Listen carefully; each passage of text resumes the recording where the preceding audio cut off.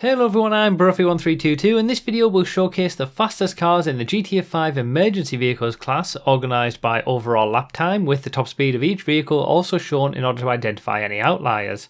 All 31 emergency class vehicles have been put through their paces on my testing track and top speed run, and check out the intro video to this series as it likely answers any questions you may have about this testing. Be sure to subscribe to stay up to date on future testing of new vehicles added to GTA 5 and beyond, and check out all of the classes in the playlist. This video is supported by my wonderful patrons on Patreon. Check out patreon.com/Bruffy1322 to directly support this work and find out all the perks you can get by doing so, including early car testing info and early access to these testing videos. So as we start by seeing some of the slowest emergency class vehicles, which probably come as no surprise, it's interesting to note that in 2013 when the game released, we had 18 vehicles in the class. Now that remained the same until 2017 when the RCV was added to take the total to 19. That then remained the same until just 1 year ago when we started to get new police cars. Since then, we've seen 12 cars added to take the total in the class to 31. Quite the ballooning of numbers for the class in just 1 year to go from 19 to 31. But we won't be seeing those new police cars for a while, since most original emergency class vehicles, apart from the RCV here, don't get access to upgrades like engine, transmission or turbo, and are consequently a lot slower than their newer counterparts, with a few notable exceptions as we'll see. Also remember that the emergency class isn't just police vehicles, with fire truck, ambulance and the new bail enforcement burrito from the previous DLC all making an appearance. Although certainly some of them, like the burrito for example, it's based on a regular burrito, it's based on the police transporter as we're seeing here. You don't see this an awful lot in game, but the bail enforcement burrito is the transporter, just a different version of it. And we will also see 2 snow-covered North Yankton vehicles here as well. Because they're unique models with unique handling, I do include them as part of these tests, while I don't bother to include all of the other snow-covered vehicles in other classes, since they're just identical to their regular vehicle counterparts with a different skin. For example, the snow-covered version of the Acer that you might see in North Yankton is identical to a regular Acer that you see in, regular GTA Online in the sedans class. I am still waiting for that plain GTA 4 Esperanto that the police road cruiser is based on though. That's been in the game since 2013 as a North Yankton vehicle. It's right here on screen, and it's it's in 23rd place for the class, so it's not that quick, but that body shape of this police road cruiser is completely unique. There isn't a regular version of this car, and it's a shame really. But yeah, now we're on to the SUV territory for the emergency class, with most of these vehicles being based on the regular Granger from the SUVs class, and all of them have very similar stats to the Granger on most metrics. Each has something a little bit different, which is why they produce slightly different lap times and top speeds to each other, except for the Sheriff and FIB SUVs, which are actually identical to each other on every handling data entry. Obviously those two can't be owned and don't get access to upgrades, but our next vehicle of the Lifeguard does. Now the Lifeguard is weirdly the only Granger variant that's rear wheel drive instead of all wheel drive, and it has slightly less traction than the others to make it the slowest of all Granger emergency vehicles when stock. But you are able to put performance upgrades on the Lifeguard in an MOC or Avenger workshop, but that is only good enough to move it just ahead of the 2 non-upgradable emergency SUVs, and still a good 2 seconds behind the Park Ranger, which also gets upgrades and is on a much more similar pace to the regular Granger. Obviously we've also seen the Interloper to the SUVs here with the Sheriff Cruiser there as well, but unfortunately the best that the Blaine County Sheriff Department has is nowhere close to the best from its city counterparts, as we'll see soon. And by soon I mean right now. Now, just like with the 2 FIB vehicles, all 2013 police cruisers share the same name of just police cruiser in-game, meaning it's up to us to explain which one we're talking about.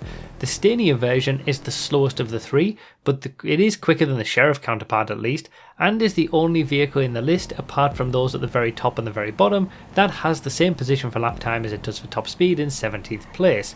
The Buffalo version of the police cruiser goes significantly faster than the Stania version and is really nice to drive in general, but it's also just behind the FIB Buffalo variant for both lap time and top speed as we now move into the top half of the class. The unmarked cruiser that we'll see just after this is in 14th and takes a big jump in lap time thanks to it now getting access to performance upgrades after being made purchasable, but even with upgrades it isn't as quick as the car in the 13th spot, which goes to a vehicle that I really wish got its access to its performance upgrades, namely the Interceptor version of the police cruiser. Now, the Interceptor police cruiser is obviously the default vehicle for the police and the one you'll see most often in game, and with good reason, because it's easily the quickest police car in the game when you're not considering any of the new vehicles. Now, this car actually has a bunch of upgrades in the game files, both performance and visual, and has since 2013, so it's a real shame that we still can't own and upgrade this car to see how it would actually perform, since even in its stock form it's only slightly behind some of the other newer, fully upgraded police cars, like here with the Dorado Cruiser, next up with the Stania LE Cruiser, also the Outreach Faction and the Greenwood Cruiser that we're about to see. They all find themselves in the bottom third of the list for newer police cars, and we will talk about those in a minute because there's an awful lot I've got to say about all of them in general.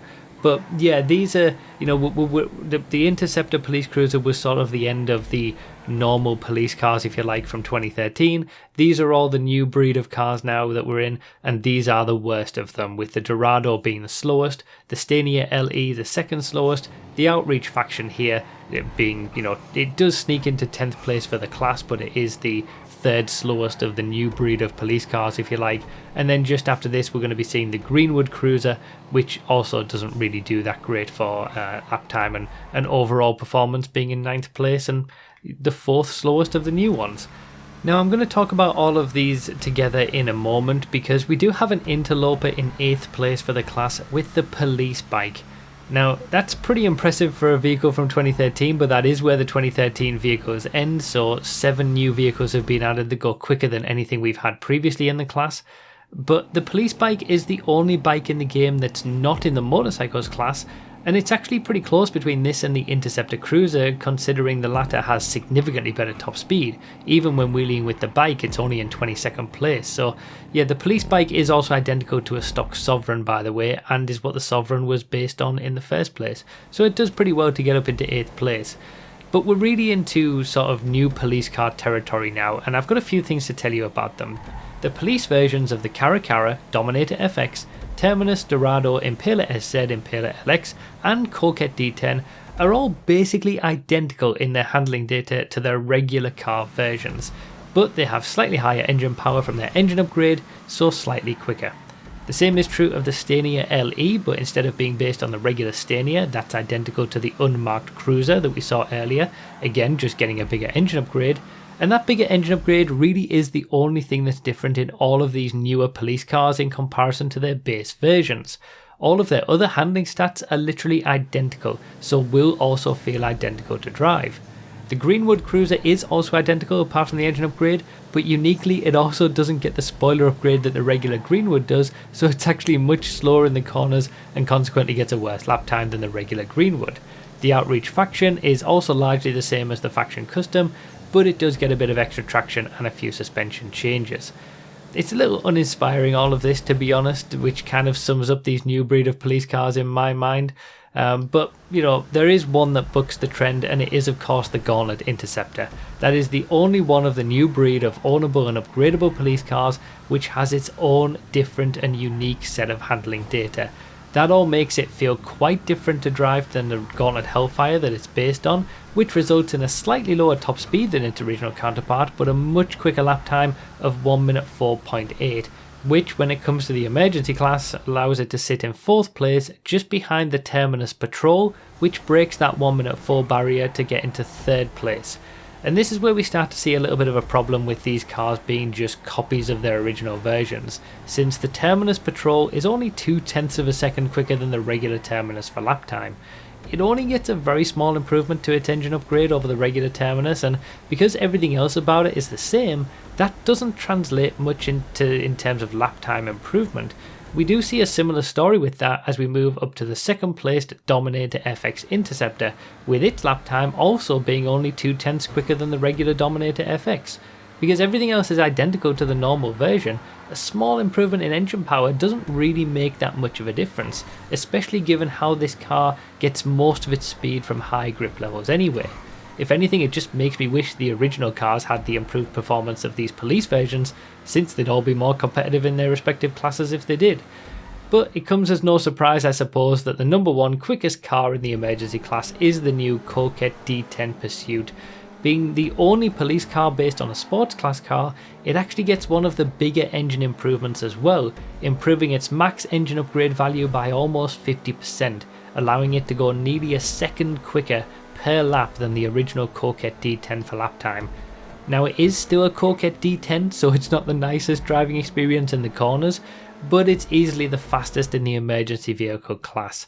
If the original Coquette D10 had this kind of performance, it would be close to the top 25 for the sports class instead of being in 44th as it is now, so it's definitely an improvement on the original. It is actually a shame that these can't be used in races, because there's some close vehicles here. You know, when you look at the Dominator FX with its big grip versus the Terminus that would be good off-road, it may even be able to compete with something like the Coquette in a corner-heavy circuit, especially because the Dominator is just so grippy and the Coquette really doesn't like the corners. So, you know, it is a shame that we can't use them, and ultimately for me that's one of the main problems with these new police cars. You can't really do anything with them aside from a few free roam cop missions. The novelty of owning something that we haven't been able to for a long time, like the original 2013 police vehicles, or even bringing new life into them with upgrades like we saw with the unmarked Cruiser or Park Ranger, simply isn't present with these new cars because they're all just new additions. Adding to that, they cost a ridiculous amount of money. You can't sell them to get 60% of your money back like you can with every other car in the game if you change your mind, and they're basically just copies of their original cars, making me at least wish the original cars performed like this instead. And then on top of that, it's not as if there are even emergency class races that you can use them in. You can't even select these newer breed of police cars in transform races like you can with most of the other older police cars. The cops in game aren't even using them. You spend $5 million on each of these cars and then there's nothing you can really do with them short of the 6 dispatch work missions that can be done in any one of them. Honestly, I wish they'd just made the pre-existing police cars all purchasable like they did with the unmarked Cruiser and leave it at that. I would love to be able to own the Interceptor police cruiser and get access to all of its upgrades that have been in the game since the start. To sum it all up, basically all of these new breed of police cars, aside from the Gauntlet, are quicker than their regular variants for top speed, which also makes them marginally quicker for lap time, except the Greenwood, which is quicker for top speed, but bucking the trend of the rest, slower for lap time. Beyond that, they're basically identical to their regular variants in terms of how they are to drive. There would be some interesting performance tiers in here with some of the close lap times that we've seen between some very different vehicles, but since we can't race with them, we'll never know how that would turn out in an actual racing situation.